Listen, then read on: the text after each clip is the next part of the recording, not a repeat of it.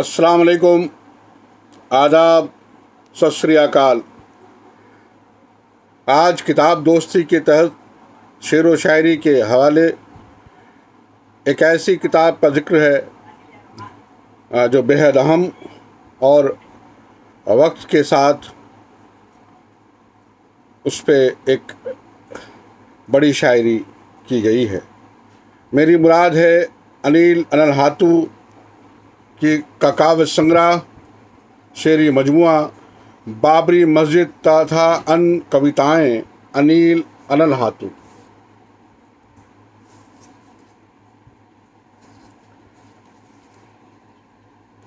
बाबरी मस्जिद तथा अन्य कविताएं।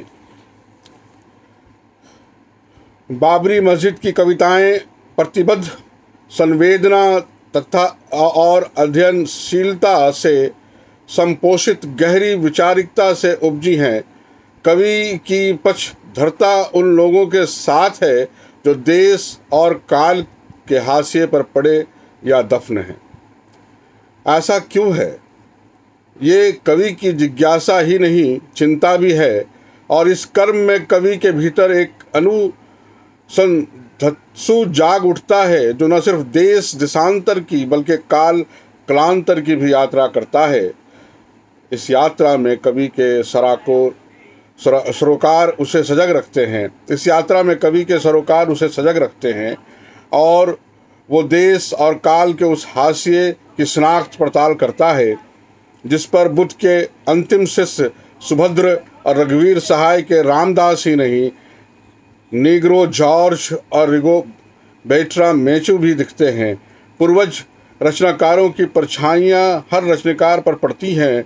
अनिल भी अपवाद नहीं, मगर कवि ने उनके रचना संसार के बिंबों, प्रतीकों और निहितार्थों को अपने परितः व्यापक सामूहिक अवचेतना में अलग से चिन्हने और उन्हें अपनी चेतना में एकीकृत करने का एक अलग तरह का प्रयास किया है, जिससे इस संग्रह की कविताओं की गहरी और विस्तीर्ण वंशावली का भी पता चलता है और लक्ष्य का भी। कवि की स्वीकारुक्त दृष्टिया है, मैं मुक्तिबोध का सजल और शिष्य होना चाहता हूँ। कविता में संदर्भों का आना एक समान बात है। कविताओं में संदर्भों का आना एक सामान्य बात है, किंतु इस संग्रह की कविताओं में सभ्यतागत त्रासदी और विडंबनाओं के कई प्रसंग नामित संदर्भ की तरह मौजूद हैं जो पाठकों की संवेदना के साथ साथ उनके ज्ञान को भी संबोधित है। उसकी उदास भावहीन आंखें पीछा करती हैं। व्यस्तम क्षणों में भी मानवीय पीड़ा का इतिहास, ज्यों फूली हुई लाश, रिगोबेर्टा मेचू की फैली हो ग्वाटेमाला से इंडीज तक, दुमका गुड्डा का आदिम जंगलों से हमारे घरों के शयनकक्ष तक। ये एक टिप्पणी डॉक्टर विनय कुमार जी की बाबरी मस्जिद तथा अन्य कविताओं पे।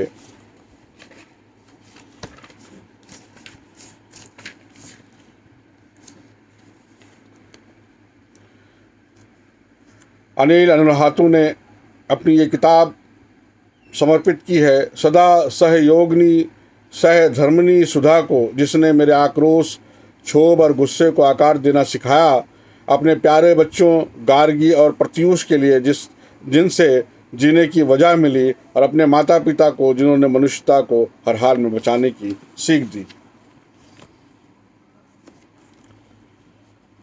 आइए अब बाबरी मस्जिद नज़्म एक मैं पढ़ता हूँ और आप सुने। रबना जलमना अन फुसना वयन लमनग फिलरना अवत रहना वयग फिलरना ला ता यकून मिन हल नासिरेन। है मेरे श्रेष्ठा, हमने अपनी आत्मा पर अत्याचार किया है, और यदि तू हमारी प्रति क्षमादान में उदार न हुआ तो ये निश्चित है कि हमारी भी गणना अभिशप्तों में होगी। बाबरनामा, पृष्ठ नंबर 2525, लेखक ज़हीरुद्दीन मोहम्मद बाबर। मैंने अपने को आईने में देखा, न मालूम किस यक्ष दुख से दुखी हूँ मैं, देख नहीं पाता हूँ खुद को कि दिमाग की नसें तड़कती हैं। मैं वर्षों आईना नहीं देखता, मैं बुद्ध का सजल उर्शिश होना चाहता हूँ। साल वनों के झुरमुट में अंतिम प्रवर जया लेता सुभद्र, मैं एकाएक की मौत चाहता हूँ, देखना चाहता हूँ जिंदगी के पार। मैं एकाएक की मौत चाहता हूँ, देखना चाहता हूँ जिंदगी के पार। उस महाशून्य को सब्बम दुखम कहा उसने और निग्रोध उठकर चला गया। मैं एक भिक्खु होना चाहता हूँ, एक सूखे असक्त हो बच्चे को पैरों पर उठ खड़े होने की लाचार कोशिश करते देखता हूँ और रो पड़ता हूँ। मैं एक करुणा में जीता हूँ, मैं एक करुणा को जीता हूँ, मैं एक करुणा में जीता हूँ, मैं एक करुणा को जीता हूँ। मैं जीता नहीं हूँ, मैं हारता हूँ, हारते हुए भी हारता ही हूँ और हारते हुए ही जीवन जीता हूँ। मैं एक करुणा में जीता हूँ, मैं एक करुणा को जीता हूँ। मैं जीता नहीं हूँ, मैं हारता हूँ, हारते हुए भी हारता ही हूँ और हारते हुए ही जीवन जीता हूँ।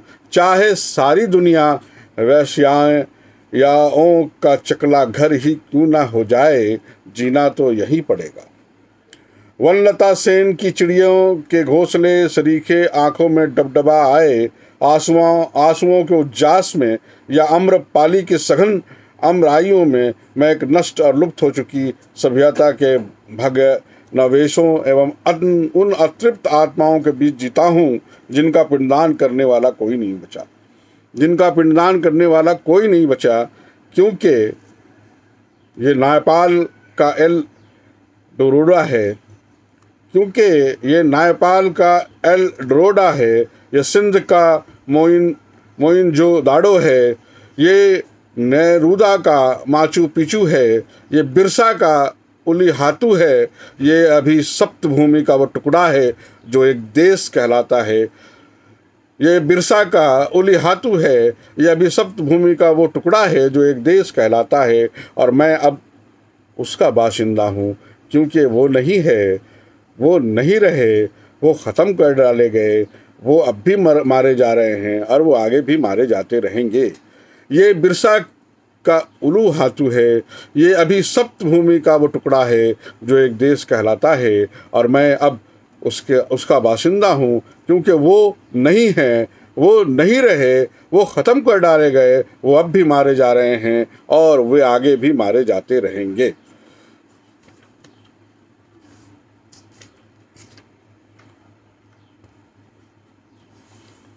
बाबरी मस्जिद 2। हजरकुन जदूदे दुरहां रेश की रेशे दरों अकाबत सर कुनद बहम बर मुकुन तावने दिले के आहे जहाने बहम बर कुनद। भीतरी घाव के धुएं से बच अकबत नजरे आह होती है, एक भी दिल न तोड़ आह न ले, एक दुनिया तबाह होती है।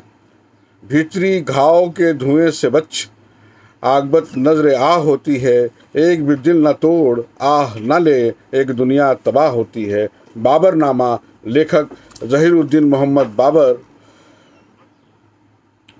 कि लोग मेरी कविताओं की पंक्तियों को पढ़ेंगे और एकदम से सन्न रह जाएंगे। वो चौंक उठेंगे और सहमे हुए से अपने अपने दड़बों में ढुक जाएंगे कि बाप जब पढ़ेगा बेटे की बेरोजगार दुसपनों से दागदार जिंदगी की किताब, उसकी झुकी हुई कमर और झुक जाएगी कि मेरी कविताएं जो अपने समय पर नंगी साची होंगी, जला दी जाएंगी, चूल्हों में झोंक दी जाएंगी। कि लोग जब गुजरेंगे मेरी कविताओं से होकर, वो भूल जाएंगे अपने घर का रास्ता कि ज़िंदगी पहाड़ पर टंगी लालटेन नहीं है। कि लोग जब गुजरेंगे मेरी कविताओं से होकर, वो भूल जाएंगे अपने घर का रास्ता कि ज़िंदगी पहाड़ पर टंगी लालटेन नहीं है जो इस घात लगाए समय को ललकार सके। जहाँ अंधेरे में ही जीना ज़्यादा सुविधाजनक हो, जहाँ अंधेरे में ही जीना ज़्यादा सुविधाजनक हो गया है, जहाँ प्रकाश आँखों में गड़ता है और एक कुत्ते से आदमी की बनिस्बत ज़्यादा तमीज़ की उम्मीद की जा सकती है। और एक कुत्ते से आदमी की बनिस्बत ज़्यादा तमीज़ की उम्मीद की जा सकती है कि पिछले 5000 सालों से सिंधु घाटी सभ्यता के ग्रामीण किसान और मजदूर इतिहास में अपनी जगह मांग रहे हैं, कि पिछले 5000 सालों से सिंधु घाटी सभ्यता के ग्रामीण किसान और मजदूर इतिहास में अपनी जगह मांग रहे हैं। ऐसे में मेरी कविता जब बातें करती है मोहनजोदाड़ो में मिले मुहरों पे खुदे अक्षरों से, और कांप उठती है एक समूचे विध्वंस से, कि एक सभ्यता के भग्नावशेष पर खड़ी हुई दूसरी सभ्यता कब तक सुरक्षित रह पाएगी, कि इतिहास कौन सा एक सड़ा हुआ मुर्दा है जिसके जगह शहरों और हरी भरी आबादी से दूर वीरान कब्रिस्तानों में है। इसे वहीं दफन रहने दो, कि इस भारतवर्ष के लिए एक ही मोहनजोदाड़ो काफ़ी है।